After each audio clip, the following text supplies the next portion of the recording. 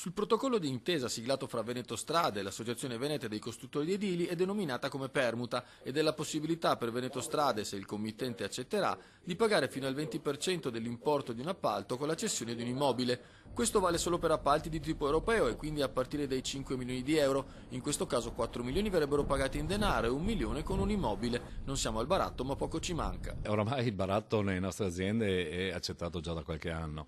Questo è un passo in più per vedere se oltre alle normali risorse che la Regione può mettere in campo ci possono essere aggiunte queste permute che potrebbero rilanciare un momentino i lavori pubblici. Per il settore delle costruzioni il momento, un momento che però dura da diversi anni, è difficilissimo, come conferma il presidente Schiavo. In Veneto abbiamo perso qualcosa come il 40% delle imprese, anche imprese storiche, strutturate, imprese che erano presenti da decenni nel mondo delle costruzioni. Le cose da fare non mancano, se il Consiglio regionale approverà il bilancio presentato dalla Giunta ci saranno 52 milioni di euro da investire.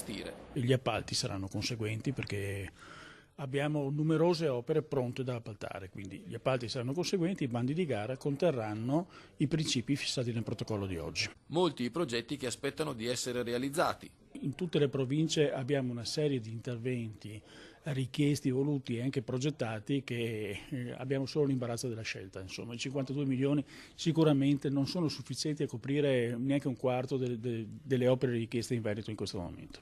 Il protocollo prevede altri 2 punti importanti. Il primo riguarda i ribassi eccessivi. Per combatterli abbiamo individuato l'istituzione di una commissione che valuterà sul prezziario regionale dei criteri che possono essere adottati nei singoli bandi superiori ai 5 milioni di euro, quindi a soglia comunitaria. Altra novità di rilievo è il fatto che Veneto Strade pagherà direttamente i subappalti. Potrebbero essere inserite nel bando di gara delle norme che garantiscono i subappaltatori, quindi da parte della Regione c'è un'attenzione anche per le piccole e medie imprese del territorio.